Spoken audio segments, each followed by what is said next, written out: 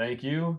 All right, we'll call this meeting to order and we can jump right into our agenda. Looks like we have no public appearances for number 2, so we can move right on to agenda item number 3, the approval of the minutes. We will need a motion to approve the October 2021 minutes.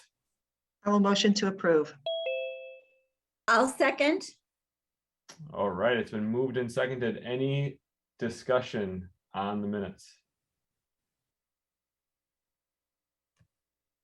Then we'll move to a vote on the motion. All in favor, say aye. Aye. Aye. Opposed, no. Motion is passed. Okay, we can move right along then to agenda item number 4, the treasurer's report. It's a very boring report this month. I don't think there's a single thing on here that I wanted to point out other than there was one purchase it's in account 340 this time, that's labeled COVID supplies. And we've had a number of other purchases in 350 and 360 throughout the year. So we're buying Clorox wipes and masks and gloves. And I checked in with the finance department and we will be getting ARPA reimbursement for that. But she doesn't think that it will come in until they start the audit in early 2022. It's not going to be a tremendous amount of money. I would say probably $5,000 or less, but we will be getting that as a reimbursement. So I'm taking that into account as we're kind of going to the end of the year to see how much we'll have spent out of these accounts. So just wanted to note that. Does anybody have any questions? So no questions on the register or the overview? Nope. No. All Okay, right. then we should vote to approve.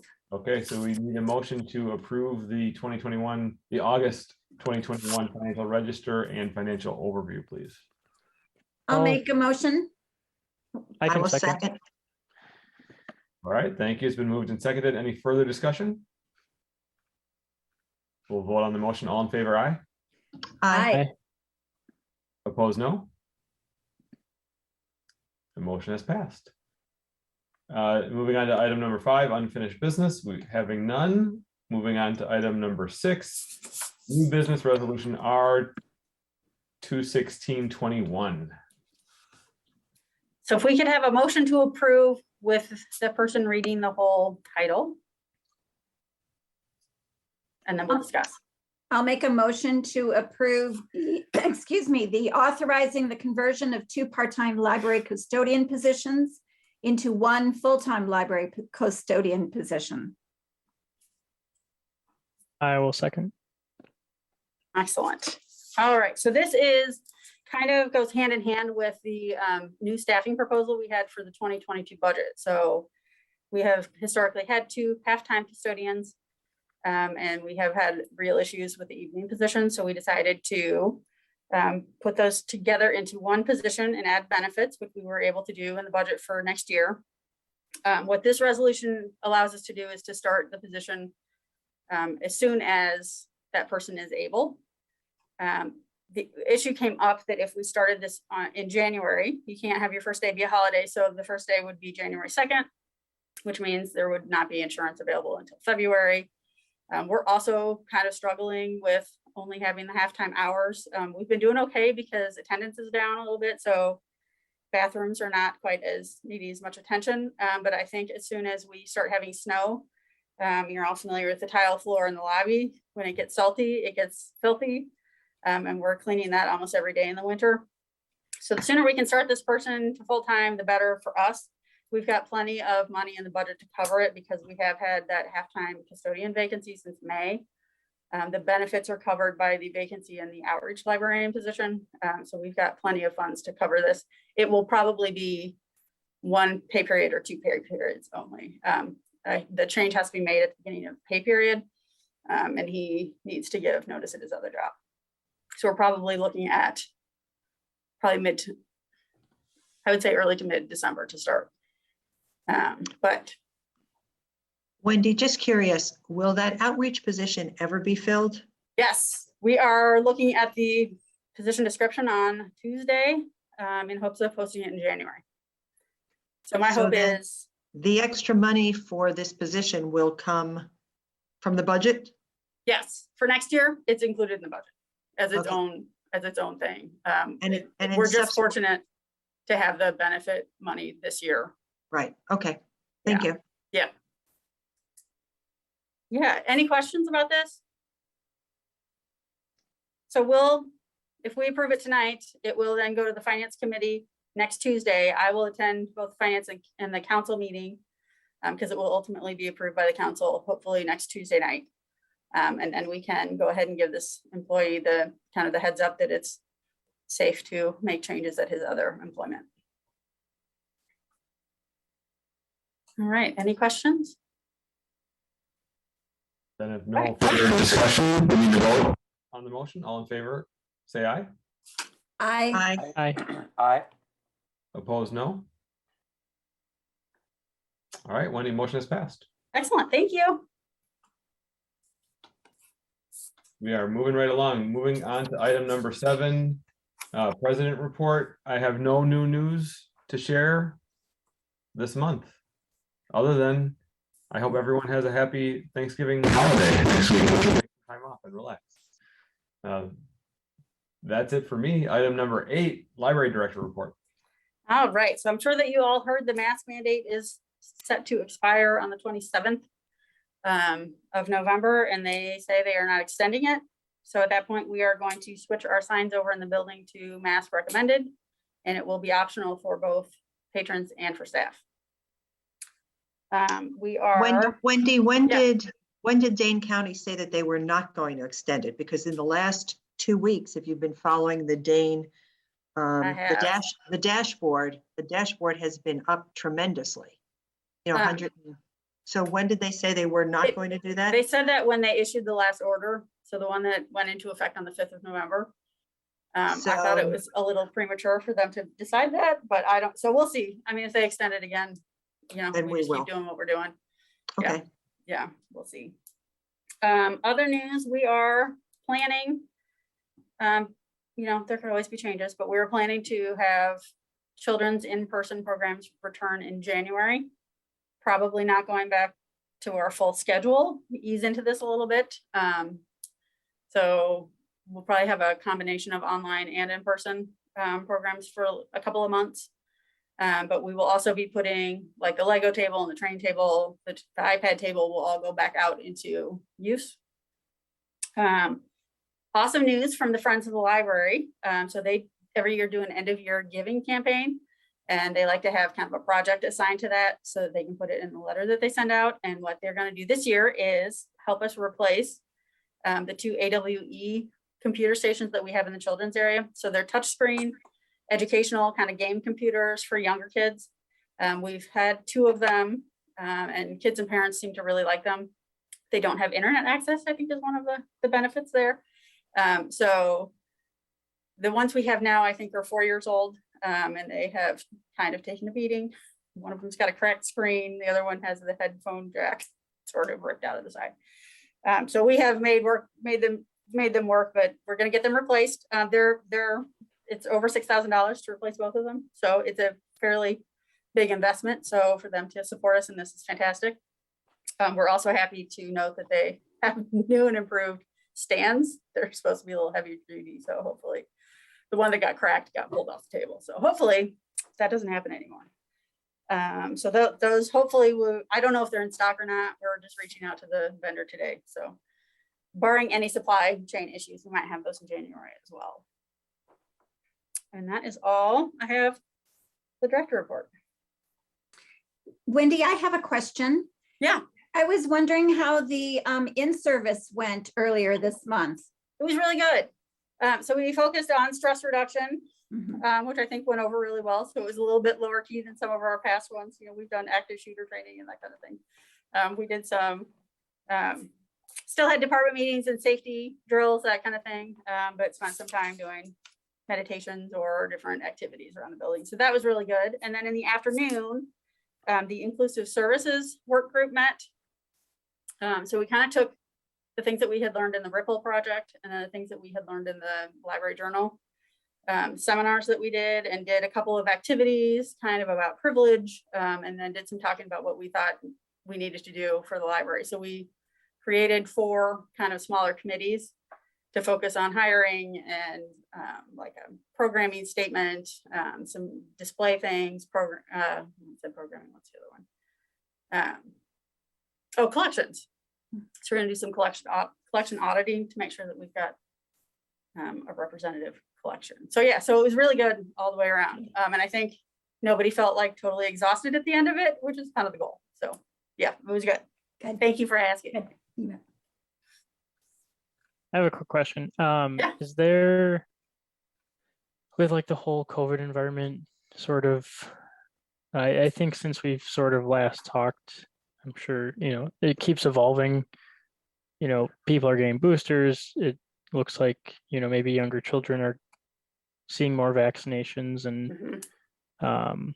now with this mask mandate sort of slated to end at the end of the month, is there thoughts on how that changes maybe adult programs, or I guess other like maybe meetings in person or anything else that So affects the library? adult programs have been doing kind of a hybrid since Labor Day. So like the book clubs, you have the option to come in person or to attend digitally. And that's been working out really well. I think we might keep that option for a little bit. We're not having huge numbers still, which I'm not surprised. The meeting rooms have been open since Labor Day, and we're seeing more and more reservations. So I think people are going back to in-person meetings. So I think that's appreciated. I think we're just gonna have to kind of wait and see. Our attendance numbers have been down. I think a big part of that is the mask mandate. Like, I think people are tired. You wear a mask all day at work and at school, and you don't really want to go do something at night where you have to wear a mask. So I think that's part of it. I'm hoping that our numbers start to improve in 2022. I've talked to some other libraries, and I think we're all kind of in the same boat as far as attendance. So, I mean, we're just gonna have to keep an eye on it and see, but I think things are getting back to normal as much as possible. But I think a lot of that is just the comfort level of patrons and how they want to spend their time and where. So, yeah.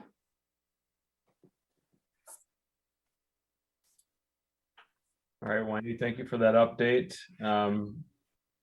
Anything you want to hit on related to the statistics other than what you've kind of alluded to already? Nope. All right, then we can move on to agenda item number 9, the committee reports. All right, for strategic planning, I already talked about the inclusive services work group. So that's the one that's really active right now. The other update is the display furniture that we ordered supposedly will be arriving in early February. So that's exciting. That's one of the projects that we've been working on for a while now. We still have to get a vendor for the tops and the sides. But I think we feel comfortable doing that, knowing that it's not going to be 6 months before the shelving itself actually shows up. Moving on to facilities, I sent an email out that you may have seen. We added new period product dispensers in the 2 gender neutral bathrooms. Those are working out really well. We had some money left over in both maintenance supplies and custodial supplies, is why I decided to do that now. It also came out of when Senator Agard was here. She was suggesting that we put them in those bathrooms, which started a whole conversation about whether you charge for products and how do you get away from that.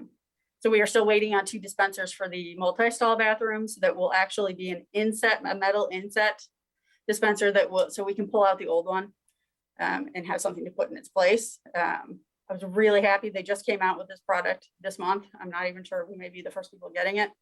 But I thought we were gonna have to pull out the old ones and drywall and try to tile and all sorts of stuff. So this is hopefully gonna make that a lot easier. We were able to buy enough product for those dispensers, probably to cover us for 5 years.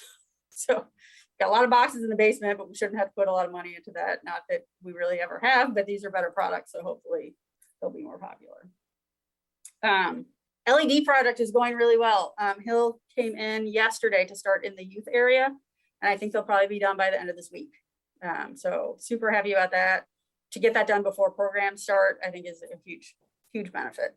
So we are very busy vacuuming every time they finish a row of lighting because they're cutting little wire things that are falling on the floor and little kids like to find them. So we're vacuuming a lot in there. But that's going really well. For The end of that project will happen in 2022, and it will be the adult nonfiction area on the second floor, as well as, I think, kind of some places that got missed. So we've got some closets that have lights in them. We've got like the Fact TV office. I don't know that anybody realized was there. So we've got some kind of cleanup to do. And then we are gonna ask them about replacing the exterior lights. If you've ever been on the south patio on Lacey Road, there are lights that are mounted into the precast stone. And they don't match. They have not weathered well. I think some of them don't work. You can't replace the light bulb in it. You have to replace the whole unit. And we've not been able to find the units. Kevin and I think 2 years ago, went to Madison Lighting to try to find a replacement. They had no luck and didn't get back to us. So we're gonna see if Hill Electric can help us source replacements for those. And we should have the funds to do that in 2022. Kevin is also working with his guys outside of Hill Electric, just on some of the bollards that are outside the library and then the parking lot lights. So those big tall ones, some of them are the city's and some of them are ours. So we're trying to get those all done as well. So fingers crossed, by sometime in 2022, we will be all LED and no more fluorescence. And then sadly, we're looking at another chiller repair.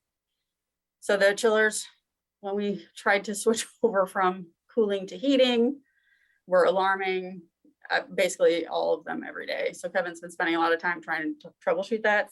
I think he's got most of it fixed, but there is one condenser that just won't fire up.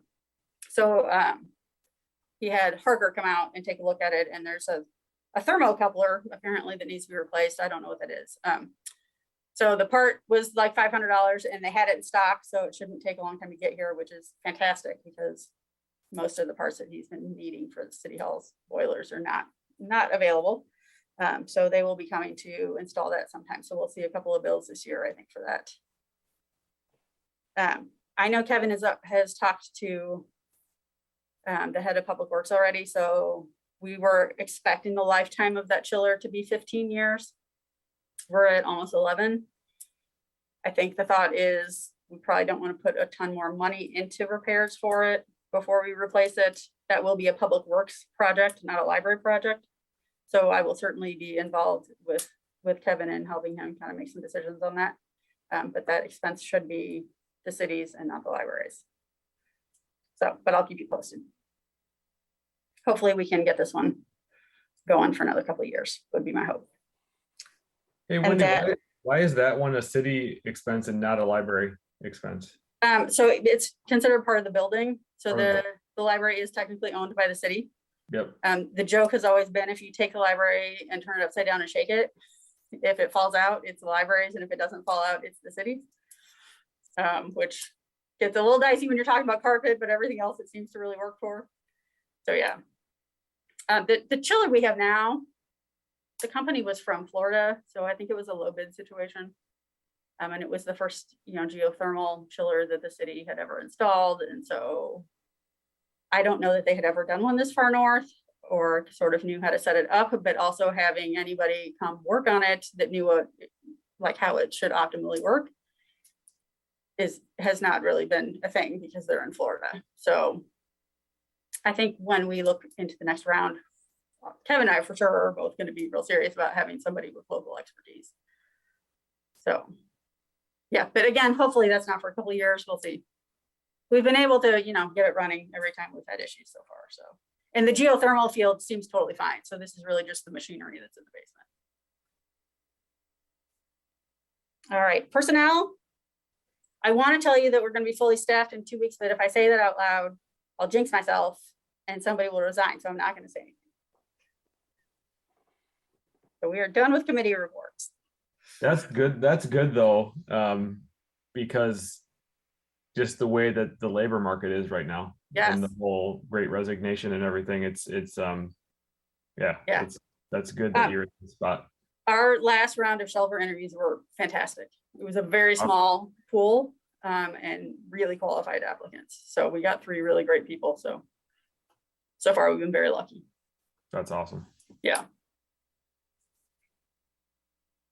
Okay, any other discussion? Whew, we're really moving right along tonight. Item number 10, announcements, just that our next meeting, last meeting of the year, coming up December 15th.